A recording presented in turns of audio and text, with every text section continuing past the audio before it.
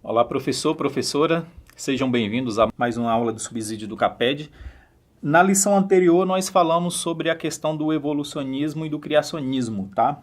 Nós partimos do ponto, como a própria palavra de Deus nos ensina, quando a gente pega a Bíblia, nós começamos por Gênesis, né? E Gênesis começa a falar sobre o princípio de tudo, tá? Então, achamos por bem dar uma aula introdutória, aula número 1, sobre essa questão do criacionismo e evolucionismo. E hoje nós vamos falar sobre a origem do matrimônio. Aí os jovens já falam, cara, você saiu do evolucionismo e do criacionismo, já jogou direto no casamento. Já foi bem avançado, né? Então, por quê? Como foi falado nas aulas anteriores, o intuito dessa lição é que seja um trimestre descontraído e que possa ser discutido dentro das salas de aula assuntos que é cotidiano nosso, não assuntos que vou ficar sabendo do que se trata, de onde vem, para onde vai, mas e aí? O que eu faço com isso agora? Onde eu aplico? Dependendo, eu não tenho nem aplicação, né? Dependendo, eu não tenho nem aplicação. Então, é que sejam coisas práticas e simples mesmo, tá? E a lição de hoje nós vamos falar sobre a origem do matrimônio. Porque se nós pegarmos a lição anterior, o texto bíblico da lição anterior, e fazer um link com essa daqui, que inclusive esses versículos estão inseridos na lição anterior, tá?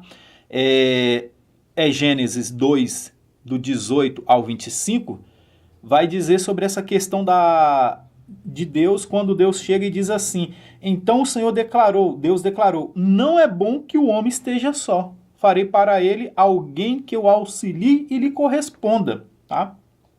E aí vem logo a questão. Primeiro, qual era o propósito de Deus a fazer um casal de seres humanos?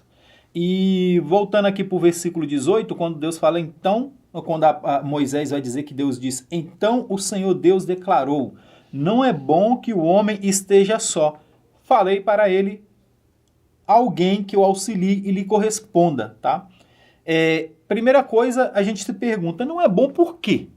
Por que não é bom? E aí é contexto que a gente deve sempre estudar a palavra de Deus e não o texto fora do contexto, né? Então o texto tem que estar sempre dentro do contexto. Quando a gente vai olhando do Gênesis 1, versículo 1 e vai vindo para aqui, a gente vai ver que cada dia da criação terminava com e viu Deus que era muito bom. Ou seja, está terminado, viu Deus que é muito bom.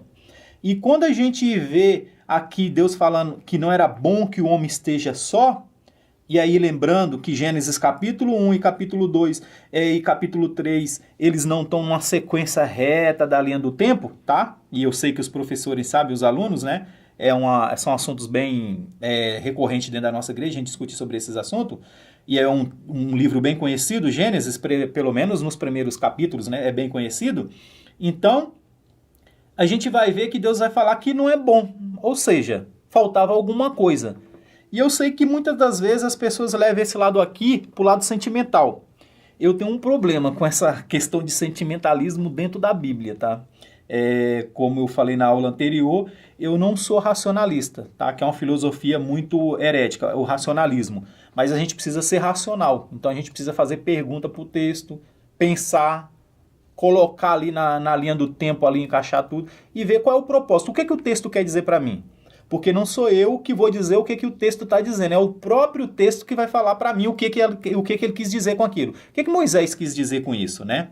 Então, esse não é bom. Ao longo da lição, a gente vai acabar discutindo sobre isso, tá? Então, essa é uma das perguntas que a gente precisa responder até o final da lição. Por que não é bom que o homem esteja só?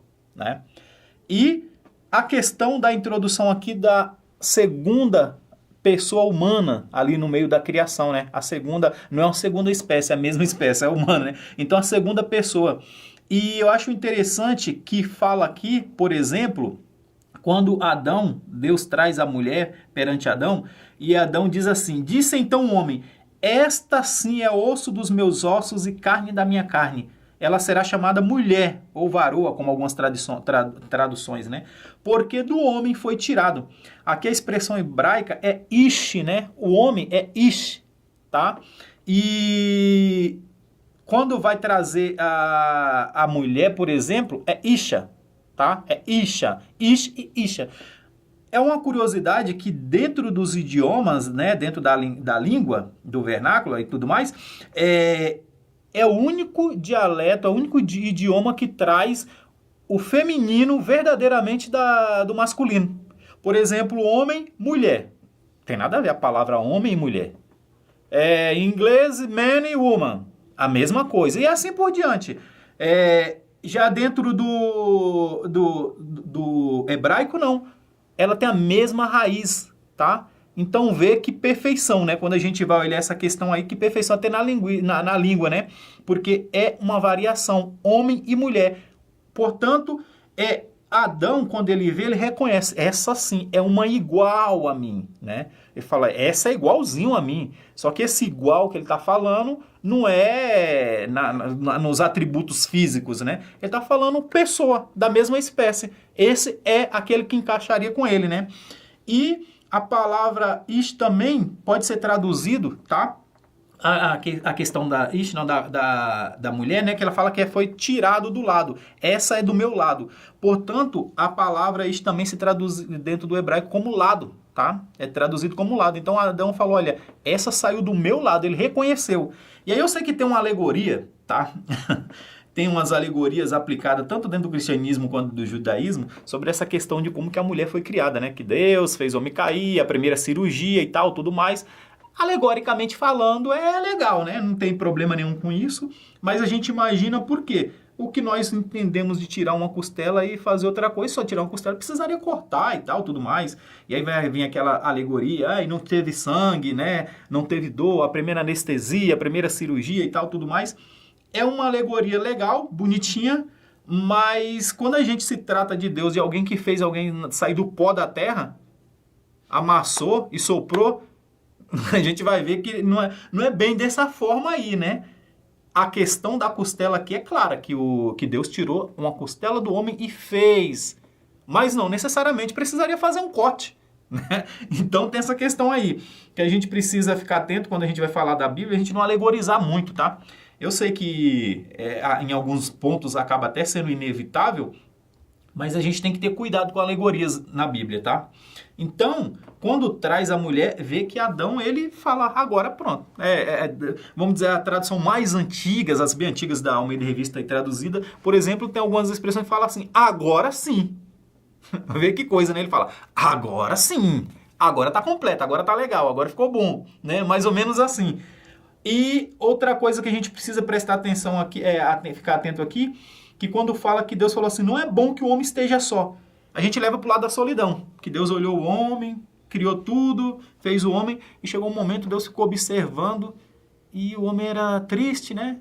E Deus falou, quer saber de uma coisa? Isso não tá bom, eu vou fazer uma mulher. Então que a mulher veio para que não haja solidão no homem e tal. Alegoria também, tá? Então a gente precisa tomar cuidado com essa questão aí, de quando for falar sobre isso.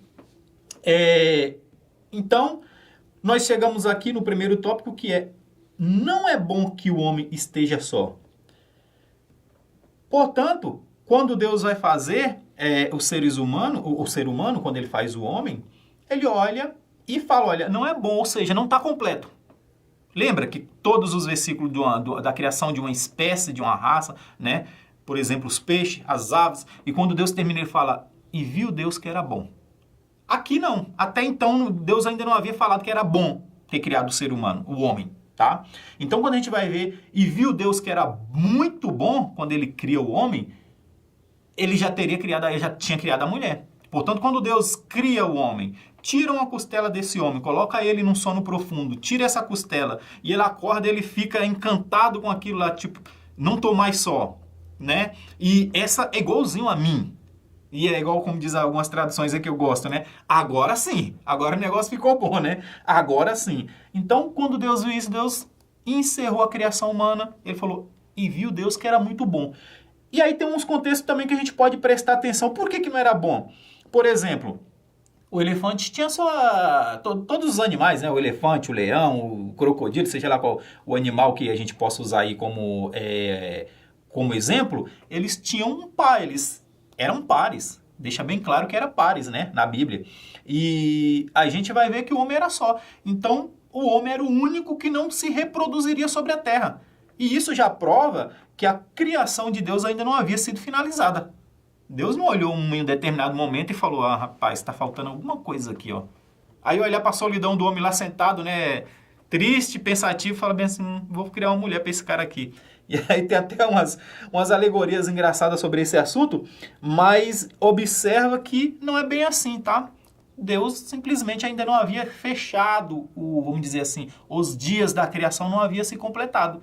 Mas quando Deus termina de criar o homem e a mulher, ele fala, olha, agora sim, é muito bom, é perfeito, né? Mais ou menos trazendo para o nosso idioma uma coisa mais próxima do que foi dito, seria, agora sim, e viu Deus que estava perfeito, e viu Deus que estava muito bom, né? Não é bom só, é muito bom. Então era perfeito. E Adão vê ali uma companheira. Portanto, quando nós olhamos essa cena, a gente vai ver que Deus traz a mulher até o homem.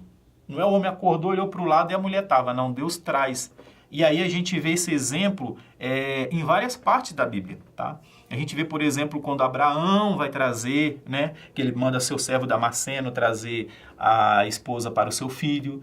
A gente vai ver mais para frente também dentro da Bíblia, quando Jesus vai falar sobre a questão da noiva e o cordeiro. Então a Bíblia está cheia dessas referências nupciais, tá? Dessas referências nupciais. E aqui Deus traz a mulher, traz aquela que é igual ao homem, que é do seu lado, aquela adjuntora, que ele, lá na eternidade, ele falou, olha, teremos concluído a criação no dia que fizermos assim, tá? Então, Deus traz até Adão e Adão se alegra. E isso aqui dentro do hebraico, essa expressão de Adão, quando ele fala, essa sim é osso dos meus ossos e carne da minha carne, é um poema, tá? Na tradição judaica, eles traz isso aqui como um poema. É o primeiro poema dentro da Bíblia. Nós sabemos que a Bíblia tem diversos poemas, né? Principalmente dentro do livro de Eclesiastes, Provérbios e Salmos em si no geral, né? Que já é o próprio Salmos, o Saltério no geral já é poemas, já é poesia, tem poesia. Então, fala que aqui é a primeira poesia. Eles tratam isso aqui dentro da tradição judaica, né? Como uma poesia, a primeira poesia. Adão fez um poema de alegria, ele compôs um poema, né, de alegria de ver Eva, tá? Então, o não é bom, tá aí, o professor fica à vontade para explorar outras visões, é bom, né, fazendo um trocadilho aqui, é bom, inclusive, que ouça os alunos, cada um deles dá a sua visão, né, eu pegar ali 2 ou 3 que seja, e aí, o que você acha aí? Qual é a sua visão sobre esse assunto? Que às vezes nós aprendemos melhor dessa forma, tá? Quando nós damos a nossa opinião, aqueles que têm menos vergonha, é claro, né? E aí é bom ser incentivado a dar opinião. E aí, por que você acha? E aí depois o professor chega e dá a visão dele, né? Claro. E para os alunos. Mas é bom a gente discutir essa questão aqui, tá? Principalmente nos dias que nós estamos vivendo hoje em dia, com a questão do feminismo exacerbado, do machismo exacerbado, tá? Dessas, vamos dizer assim, desses extremismos dos dois lados, tá? A mulher, eu não preciso de homem. Eu me falo, eu não preciso de mulher. O que é totalmente ridículo, né? Esses tipos de fala, mas a gente vê muito isso aí. Hoje em dia tem uma cultura, principalmente, né, no lado feminino, da mulher independente, que ela não precisa de homem. Eu não preciso de homem. Como assim você não precisa de homem? Né? Então é bom que a gente pare para pensar um pouco aqui, porque a palavra de Deus falava assim, não é bom que o homem esteja só. E quando foi criado uma igual, uma ajudadora, uma adjuntora, seja lá como for traduzido aí, vê que o homem ficou feliz. E ele fala, agora sim, agora está completo, agora está legal. Né? Então ele viu ali algo bom. E aquilo que Adão viu, e ele disse, agora sim, Deus olha e fala, e viu Deus, a Moisés fala que Deus olha e fala, e viu que Deus que era muito bom. Para Deus era muito bom o homem e a mulher junto. Então, é bom dar destaque para essa questão aí. O tópico 2, a poligamia, né? Porque se existe o casamento, aí nós já vamos ter problema com poligamia. Eu sei que as aulas anteriores, as revistas anteriores já tratou desse assunto, né? Por quê? Como que surgiu? Como que Caim se uniu a alguém, né? Que lá na Bíblia vai falar que Caim se uniu, construiu uma cidade, deu o nome do seu filho e tal. Com quem que Caim casou? Com quem que os filhos de Eva se casaram? né? E, mais uma vez, algumas tradições judaicas distorcem isso aí. Alguns cristãos sem conhecimento também criam alegorias, né? Mas a verdade é a verdade, não tem para onde correr, né? Nós não temos para onde correr. Mas a questão aqui da poligamia no tópico 2, quando a gente vai ver, por exemplo, é que Deus aprovava. Deus nunca aprovou o casamento poligâmico. Hoje em dia está até chamado poliamor, né? Que é uma dica aí também para os professores discutirem dentro da sala de aula, que é uma palavra bem comum no mundo jovem de hoje, né? O poliamor, se falar para um mais velho, ele não vai entender, mas os jovens sim, o poliamor. Então, a poligamia nunca foi defendida por Deus, nunca foi aprovada por Deus. Ele suportava, ele permitia uma coisa. Deus permite pecado, no entanto, Deus abomina, mas ele permite como continua pecando, né? Então, permitir não quer dizer que compactua, tá? A poligamia, e nós vamos ver que isso teve consequências. Desde o início, a poligamia trouxe problemas para aqueles que aderiram a essa prática. E lá na frente, inclusive, chega num ponto onde Moisés vai entrar o divórcio também, né? E chega num ponto onde Jesus está discutindo ali com aquele povo e ele vai falar assim, mas Moisés deu o direito ao homem de se separar da sua esposa e tal, tudo mais, né? E Jesus vai falar, sabe por que Moisés fez isso? Por causa da dureza do coração de vocês. Ele fala, não, Moisés não concordava que você deveria se separar da sua esposa. Moisés não concordava, mas dentro ali estava regulamentado, só podia se separar da sua esposa com sendo dentro dessa característica assim, assim, assim, assim. É claro que na época de Jesus se separava até, vamos colocar assim no mais simples para nós, até se a mulher queimasse o arroz, né? Queimou arroz, pode trocar. Então era bem comum essa questão. E Jesus vai falar, sabe por que Moisés deu a lei para vocês? Por que ele permitiu? Ele falou, não é porque é o correto, não é porque é aprovado por Deus, é por causa da dureza de coração de vocês. Vocês têm um coração duro. Então, se isso não fosse permitido, sabe, sei lá, que seria o ambiente? Qual que seria o ambiente dentro das famílias, né, daquela época? Então, ele vai falar que o divórcio, inclusive, ele foi permitido por causa disso, da dureza de coração do homem, da dureza de coração dos homens. E vê que não é nem da mulher, né, do homem, tá? Então, a poligamia, ela sempre trouxe problemas. Aí, um dos maiores problemas que a gente vê nessa questão da poligamia, por exemplo, é em Abraão. Abraão teve várias concubinas e tudo mais, né? E só contando aí como esposas mesmo, ele teve 3, né? Agar, Sara e Quetura, que só vai aparecer lá no finalzinho. Parece que Moisés não queria não queria soltar ouro, né? Não queria falar, mas lá no finalzinho, na morte de Sara, e Abraão já está partindo dessa para melhor.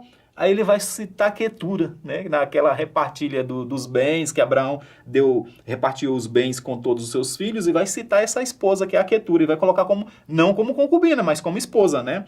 Então a gente vê que a poligamia e suas vertentes, ela trouxe muito problema para a família. E aqui fica bem claro, quando Jesus vai falar sobre essa questão lá do divórcio, ele vai falar sobre a carne do ser humano, do homem e da mulher. Ele vai falar sobre a questão da visão do Gênesis aqui, dessa carne da minha carne, ossos dos meus ossos, né? Ossos dos meus ossos, carne da minha carne. Por quê? O homem e a mulher foram criados como complemento um do outro, tá? Então, não foi feito para viver em mais de um, né? Um homem, 2, 3, 4, 5, 6 mulheres, igual algumas religiões até pregam, o muçulmano, por exemplo, prega isso aí, tá? O mais de uma esposa. Algumas tradições dentro do judaísmo ainda mantém também, né? Mais de uma esposa, e aí eles vão mais para a questão ética e moral, que precisaria tratar as duas igual, da mesma forma e tal. Isso é mais visível dentro da área muçulmana, né? Da religião muçulmana. Então, a gente vai ver que isso sempre deu problema. Mas, de verdade, Deus, ele sempre planejou. Ele não fez 2 mulheres para Adão. Igual tem um mito dentro do judaísmo da Lilith, né? A questão da Lilith, que era outra mulher de Adão. Mas o padrão que Deus fez foi um casal. Todos foram feitos casais, tá? Foram feitos casais. O reino animal segue as regras do reino animal, mas no humanos, os humanos foram feitos para ter uma esposa, tá? E, como eu disse, isso trouxe muito problema. E aí os professores ficam à vontade para explorar esse assunto aí, tá? E é bom a gente citar, por exemplo, a questão do Isaac, né? Isaac teve uma esposa, uma única esposa. Você vê que é possível viver num mundo onde a cosmovisão ao redor da pessoa ela seja fora dos padrões bíblicos, fora daquilo que Deus diz, tá? E ver que aqueles ainda não tinham a palavra de Deus, né? A Torá ainda não existia, o Antigo Testamento não existia, mas a lei moral estava dentro deles. O homem sabia que o homem foi feito para uma única mulher e que a mulher foi feita para um único homem. Isso aí tá dentro da lei moral, né? Da lei ética e moral que está dentro do homem. Então a gente vai ver que Isaac ele percorre um caminho diferente do que o seu pai fez, né? Ele teve uma única esposa. E Jacó mais para frente vai ter mais de uma, vai ter duas e tal, tudo mais, e concubinas, mas a gente vê o exemplo de Isaac, né? E no tópico 3 nós vamos chegar sobre a questão da monogamia, o padrão de Deus para o casamento, tá? Portanto, quando a gente vai ler na palavra de Deus, a gente vai ver aí. E uma das coisas que a gente precisa prestar atenção aqui é, como eu falei já, a questão dos valores éticos e morais, que a lei de Deus, ela foi dada escrita, foi Deus inspirou Moisés a escrever a lei, transcrever, né, aquilo que estava dentro do homem, a lei moral, que já é intrínseca no homem para colocar num papel, vamos dizer, colocar assim, né, como um papel. Não por causa que a partir daquele momento existia a lei, mas a lei ela sempre existiu dentro do homem. E isso faz com que essas pessoas eles tinham essa consciência de que o homem foi feito para uma única mulher e a mulher é feita para um único homem. E então, quando a gente vai para a Bíblia aqui, a gente vai ver que esses heróis da fé, eles acabaram, né, vacilando ali também nessa questão. Jacó vacilou nessa questão, Abraão vacilou nessa questão. A gente vai ver, inclusive, o grande Salomão, o rei Salomão, Davi, né? Davi tem até casos escandalosos envolvendo mais de uma esposa, né? Por a forma, inclusive, dele adquirir uma delas e tudo mais. Tem essa questão aí. Mas é que isso sempre trouxe problema para as pessoas que aderiram a essa prática. E hoje em dia, nós temos dois problemas, tá? Um deles é o chamado poliamor, tá? O professor fica à vontade para explorar, que é pregado aí fora, tá? Não tem limite de casal, desde que permitido entre eles, não tem limites de casais, tá? E nós temos o outro extremo, que é a questão da taxa de casamento, da taxa de união, ter caído bastante. Hoje em dia, a geração atual, por exemplo, uma pesquisa aí, várias pesquisas tem, né, sobre esse assunto, e fala que o planejamento de um casamento, de uma estrutura familiar nessa geração atual, ela é bem menor do que da geração anterior. Que o jovem de hoje em dia, eles pensam primeiro em carreira, viajar, comprar algo, né, que ele acha importante, um apartamento, um carro, seja lá o que for, inclusive viajar, conhecer o mundo, né, a curiosidade de conhecer o mundo. Aí lá na frente, quando tiver mais maduro, adquirido uma bagagem cultural e tudo mais, eu vou construir uma família. O número é incentivado pela cultura, pelos governos e pelas cosmovisões vigentes no nosso tempo, essa questão aí do ser humano viver sozinho. Alguns países, inclusive, têm um chamado Ministério da Solidão. Vê que ponto que chegou, né? Ministério da Solidão. É comum na Grã-Bretanha, é comum no Japão, principalmente no Japão, tá?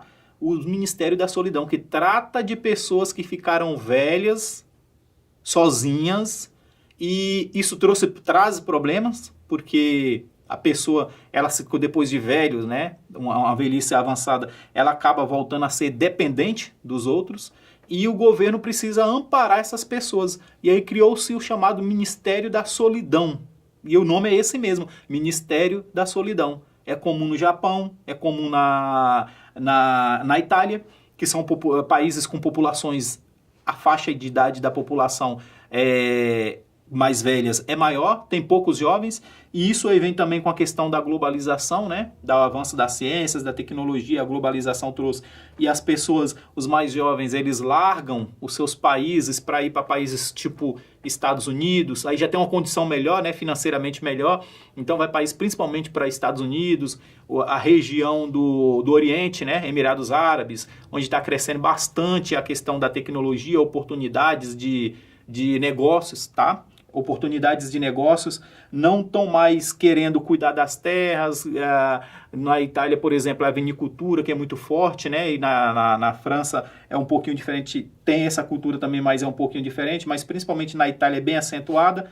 Então eles largam seus países e vão para outros porque eles não querem herdar o legado da família, eles querem um outro tipo, construir seu próprio legado. É legal, é bacana, sim, mas acabam abandonando seus pais, os mais velhos ficam sozinhos, e, por exemplo, a Itália paga para quem, dependendo do lugar, ela inclusive está pagando, tá, para pessoas estrangeiras que queiram morar em cidades. Ele paga dá casa para você morar, dá um pedaço de terra ali onde naquela cultura deles para cuidar, e a pessoa vai para lá. Basta comprovar que tem um certo parentesco com a nacionalidade italiana, já é aceita, e se não tiver também, né? Então a gente vê que as cidades fantasmas que está se criando na Europa antiga, na parte mais antiga da Europa, né? E por quê? Porque as pessoas, a sociedade envelheceu e os jovens, eles estão abandonando esses lugares. O estilo de vida também não é, né, calmo, pacato, já não atrai mais essas pessoas. E aí a gente vê a questão da solidão do homem, tá? Do ser humano. Então, aí a gente vai ver que essa questão da solidão, ela é complicada. Então, quando o ser humano ele opta, não, eu vou, o último caso, a última coisa na minha vida, depois eu vou constituir uma família. É legal ter planejamento, sim, é extremamente importante um planejamento, tá? De sua vida familiar, financeira, tá? Como que você vai fazer, tá? A gente sabe que tem os erros aí extremos do outro lado, né? De jovens demais, que é problema, tá bom? É um problema social de jovens demais tendo responsabilidades que eles não estão capacitados para isso. Filhos, né? Ter filhos muito cedo, inclusive juventude, adolescência, né? Uma coisa escandalosa, mas na adolescência tendo filhos, e isso impacta na sociedade, na questão social no geral. Então, a gente tem esses extremos, e do outro lado nós temos aqueles que não querem também ter filhos. E isso é um pensamento comum, inclusive, de não ter filhos. Aí adota os chamados pets, né? A indústria de pets cresceram muito em cima disso, porque o ser humano, naturalmente, ele não foi feito para viver sozinho. Nós lemos aqui, né? Não é bom que o homem viva só, e realmente não é. O ser humano ele não foi feito para ficar sem interagir. Tranca uma pessoa num local onde ele não tem interação com nada, ele vai à loucura. O ser humano foi feito para interagir, ele é comunicativo. Ele tem todos os sistemas de comunicação bem desenvolvidos e bem aperfeiçoado, diferente de todas as outras espécies. Para quê? Para interação. O ser humano precisa interagir, tá? E quando não se escolhe um casamento, uma companheira, né, para os homens, um companheiro para as mulheres, o que acontece? Vem os chamados pets, tá? Então, é uma coisa que cresceu muito. Hoje em dia você pega um prédio aí de 20 andares, com certeza tem mais cachorro do que gente, que geralmente a pessoa tem 1, 2, 3 cachorrinhos, né? Então, a população canina aumentou demais, tá? Isso um dia vai dar ruim, com certeza, vai dar ruim, tá? Vai sair fora do controle, mas o fato é que a população canina aumentou e a humana parece que está tendendo à estagnação, né? Então, eu não preciso ter filhos. Aí abraça aquele animal, pega aquele animal, não que seja errado cuidar bem dos bichos, né? Dos animais, né? É correto, inclusive é bíblico, mas dá um amor que deveria ser dado para um filho, né, por sua própria prole, você dá todo esse amor para um bicho. E aí ama verdadeiramente como ama um ser humano, né? Dá todo aquele amor. Aí chega para essa pessoa, para esse casal, e fala bem assim, vocês não pensam em ter filho? Não, nós já temos. Você fala, nossa, você tem filho? Nunca vi aqui. O cachorro, né? O cachorro é o filho. E fala com sinceridade de coração, não é simplesmente um jeito brincalhão de falar. É sinceridade, não precisamos não, nós já temos cachorro. Olha o ponto que nós chegamos, né? Eu não preciso de filho, eu já tenho um cachorro. Inclusive faz uma certa comparação ali, se a gente for olhar, né? Então, é uma coisa que a gente precisa estar atento, e como cristãos nós temos um compromisso com Deus, nós temos um compromisso com nossos mandatos culturais, sociais, espirituais, e nós não podemos ser debilitados em nenhum deles, tá? Tem que sim, situações financeiras é complicada, tá? Mas não é desculpa, porque sempre, anteriormente, era muito mais complicado, tá bom? Era muito mais complicado, mas é necessário planejamento, sim, mas a gente precisa honrar com os compromissos, né? E aí a gente destaca aí a questão de muitas mulheres que são inférteis, né? Que são estéreis, e que o que elas não dariam para ter um filho? Ou homens, né, que têm desejo de ter filhos, o que eles não dariam para ter filhos? Enquanto muitas pessoas saudáveis, em qualidades excelentes, tá? Optam por ter um cachorro ao invés de um filho. E é a opção mesmo de substituir o ser humano por um animal. Então a gente precisa ter muito cuidado como cristãos, que a gente precisa estar sempre voltando para a palavra de Deus e pensando, e é isso aí? É um comportamento bíblico? É um comportamento aprovado por Deus? É assim que eu devo agir?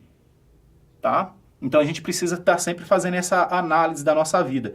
Ter animal sempre foi dos seres humanos, sempre, né, há muitos anos, vamos dizer, milhares de anos, os seres humanos têm animais, têm pets e tudo mais, mas nós estamos numa época exagerada onde os seres humanos estão substituindo seres humanos por animais, por pets no geral, que é a chamada indústria dos pets.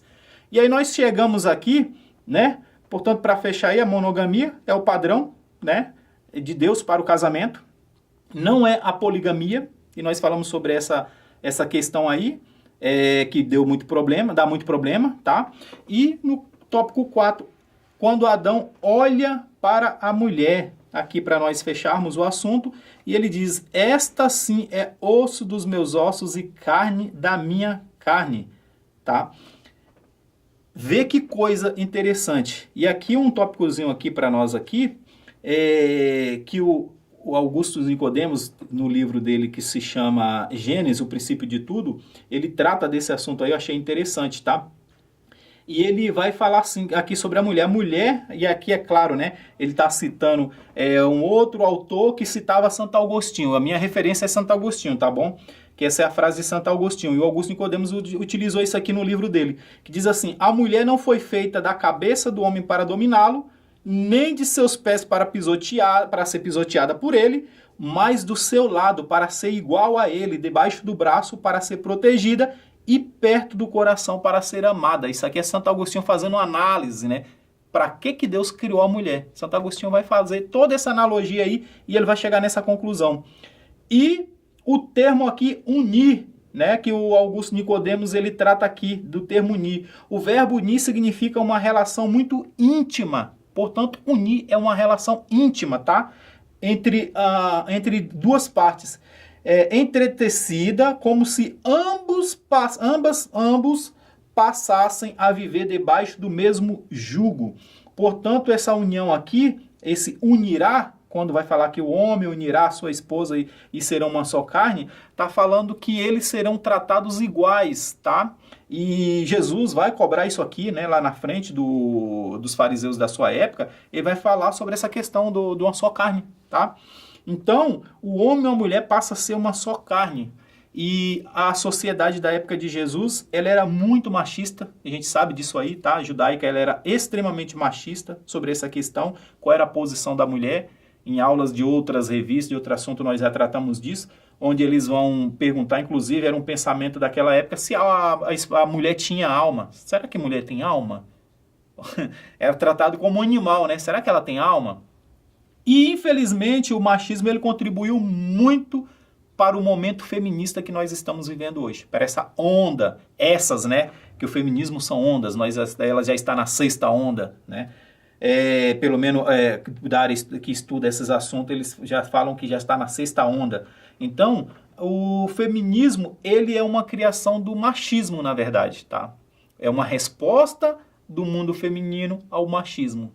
E, infelizmente, o que eu sempre trato, e nós vamos tratar desse assunto nas próximas lições, então não vamos entrar aqui, mas da mesma forma que o machismo é um extremismo, o feminismo também precisa ser entendido como extremismo. Enquanto as mulheres, tá? Enquanto as irmãs, e aí a gente fala para a nossa casa, né? Como que o mundo vive do jeito deles. Enquanto as mulheres cristãs não entenderem, porque algo que é uma corrente que cresceu muito dentro das igrejas, tá? Muito mesmo, exageradamente. Enquanto elas não entenderem que o feminismo nada mais é do que um extremismo do feminino, assim como o machismo, esse mal ele não vai ser combatido. porque o feminismo dentro do mundo cristão, na área das mulheres, eles são muito cultuados, tá? É aquelas irmãs empoderadas. É fácil pegar uma pregação feminista e não feminina, tá? Feminista, onde exalta a mulher que é empoderada, coloca o homem lá embaixo e a mulher lá em cima, tá? E tem toda uma questão aí filosófica de movimentos, tá? Tem toda uma questão aí de movimentos ideológicos que vamos tratar para as lições posteriores. Lá na frente nós vamos tratar sobre esse assunto, mas isso gera impacto na juventude de hoje. Então, a mulher, ela sempre procurou, né? Ela sempre cobrou de um homem, vamos dizer assim, um homem sensível. Lá atrás era chamado assim, né? O homem sensível. E hoje em dia tá aí o homem sensível, tá? Então tá aí o homem sensível. Então a gente precisa ter muito cuidado. Então o feminismo, infelizmente, dentro das igrejas é uma prática cultuada, tá? Muito defendida, por falta de conhecimento da palavra de Deus, por falta de entendimento, tá, da palavra de Deus. E aí também vem toda uma questão de cosmovisão. Por que as pessoas dentro das igrejas, por que abraçam o feminismo? Por que essas irmãs abraçam o feminismo? E aí a gente precisa levar mais para o lado da psicologia também, né? Então, quais são os fenômenos psicológicos que impactaram na vida dessa pessoa para ela olhar para esse movimento extremista e abraçar e achar que está certo? Tá? Então tem uma questão aí que não é somente de teologia, tá? É uma questão também psicológica, é uma psicologia, tá? Então, a psicologia entra nessa questão aí. Mas vê que aqui Adão, né? Ele ficou alegre e, como eu falei lá no início, ele compôs uma poesia. Ele ficou feliz. Ele falou, essa é uma isha. O homem, a palavra usada é ish, né? Como eu falei, né? Que é o único idioma que traz o feminino verdadeiro do masculino, a mulher como sendo a versão feminina da palavra masculina, né? Do homem, homem e mulher, ish e isha, tá? E ele compõe um poema em alegria. Ele reconheceu que estava diante de algo igual a ele, não maior, como diz Santo Agostinho, não maior e nem menor, né? Não foi feito da costela, não foi feito para ficar nem embaixo dos pés dele e nem acima dele, porque a gente vê os papéis invertidos, infelizmente, tá? As inversões de papéis e de valores, ela é muito grande, tá? Na sociedade atual, e isso impacta também a igreja. E a gente vê as mulheres querendo ocupar o papel dos homens e, consequentemente, os homens também ocupando lugares das mulheres, né? Então, essa confusão, essa Babilônia aí, tá? A gente vê e que não é comum. Deus fez cada um com seu papel, cada um com as suas responsabilidades, dotados de suas capacidades de cumprir plenamente as suas responsabilidades e seus papéis, mas cada um tem o seu, tá? E o homem aclamar para si o seu lugar de direito e aclamar junto com ele o lugar de direito da mulher é o que deve ser feito, né? Então não é defender, falar assim, o homem precisa defender o seu lugar, o seu terreno, como se fosse como se brincam, né? O alfa, né? Eu sou o alfa, eu que mando aqui. Não, não é isso. A questão é aclamar o seu lugar de direito, né? Seu lugar que ele pensa que é de direito, o que realmente é de direito dele, e colocar a mulher no seu devido lugar de direito, que é direito dela, e que não é constituído nem o do homem, foi constituído pela mulher, e nem o da mulher foi constituído pelo homem, tá? Quem constituiu qual é o lugar de direito de cada um é Deus. E a Bíblia é o manual único e verdadeiro que pode orientar, tá? A entender qual é o meu papel, até onde que eu vou, tá? Isso é um problema para os pastores, infelizmente, tá? Infelizmente, isso aí dá um trabalho gigante para os pastores que tem que orientar os casais a entender qual é o papel deles dentro do lar. Qual é o papel do homem? Cobrar o papel do homem, cobrar o papel da mulher. E nas aulas, não vamos entrar muito aqui nessa questão, porque a gente vai tratar desse assunto nas próximas aulas, tá? Mas você vê que isso aí reflete na igreja.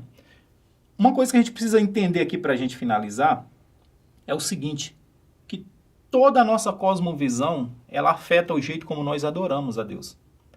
O jeito que eu entendo que eu sou, como foi falado na aula anterior, que o homem precisa conhecer ele, conhecer aquela coisa da filosofia, conheça a ti mesmo, né? Mas o conheça a ti mesmo verdadeiramente, através da Bíblia, né? Então, o homem ele precisa entender quem ele é e quem Deus é. a nossa cosmovisão de quem é Deus e de quem somos impacta nas nossas relações sociais, tá? O homem com a mulher com o homem, com os nossos irmãos, tá? Com a sociedade, impacta na nossa relação social e, inclusive, impacta na forma como nós adoramos a Deus. O culto e o culto racional, que nós vamos defender ainda em lições posteriores, esse culto racional, ele é impactado de acordo com a forma que eu sei de quem é a pessoa de Deus. Porque para mim me conhecer e saber quais são os meus limites, os meus papéis e quais são as minhas capacidades, eu preciso primeiro conhecer aquele que me criou e que me dotou dessas capacidades, porque eu sou um ser limitado. Mas qual é o meu limite? Então, como que eu sei qual é o meu limite? Para mim conhecer qual é o meu limite, eu preciso voltar para a palavra de Deus, estudar a palavra de Deus e conhecer os meus limites. Se eu não conhecer os meus limites, eu vou achar que eu sou capaz de coisas que eu não sou, ou eu vou achar que eu não sou capaz de coisas que eu sou capaz.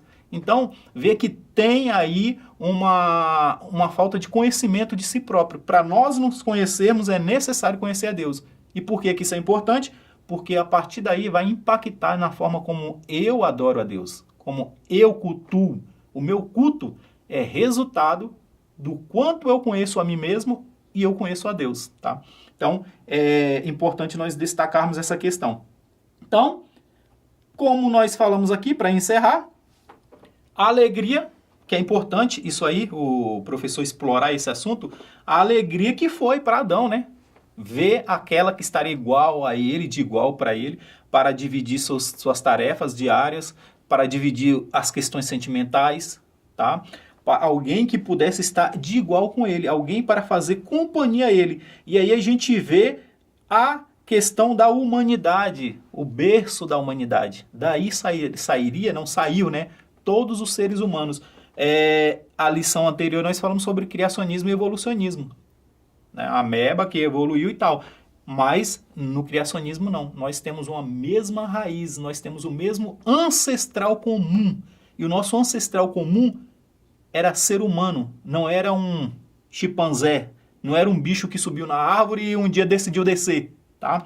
Era seres humanos. E esses humanos eram perfeitos em tudo, porque foram feitos pelo próprio Deus. E esses seres humanos eram Adão e Eva. E a partir deles, todos nós descendemos. Então, é importante nós destacarmos essa questão aí, de onde nós viemos, quem nós somos, que essa é a grande confusão, né, da mente humana secularizada. De onde viemos, quem nós somos e para onde vamos. E é natural que isso incomode o mundo, que as pessoas do mundo se incomodem com isso. É natural, porque você viver num local onde ninguém sabe quem é, de onde veio, para onde vai, e aí a gente vai tratar desse assunto, da confusão de quem eu sou. Eu sou homem, sou mulher, eu sou ser humano, eu sou máquina, eu sou um bicho, eu posso ser um cachorro daqui a uns minutos? Eu posso ser um gato depois? E aí, como que fica isso? Então, essa falta de orientação do homem entender quem é ele, qual é o seu papel no universo, que cria todas essas confusões, tá? E ter alguém que tem convicção plena de tudo isso, que é a questão existencial da humanidade, a maior questão existencial da humanidade, ter alguém que tem plena convicção dessas questões, de quem são, de onde veio, para onde vai, é óbvio que isso vai incomodar, tá? É óbvio que isso vai incomodar muito, muito mesmo. E nós cristãos, nós não podemos abrir mão dessa verdade, tá bom? Sendo assim, lição simples, introdutória aí, mais uma para nossa revista, e a partir dos próximos tópicos nós vamos aprofundar mais sobre essa questão aí, para nós finalmente respondermos na última lição, a lição 13, chegarmos no ponto que nós queremos, que família é um projeto de Deus, tá bom? Que Deus abençoe a todos e muito obrigado.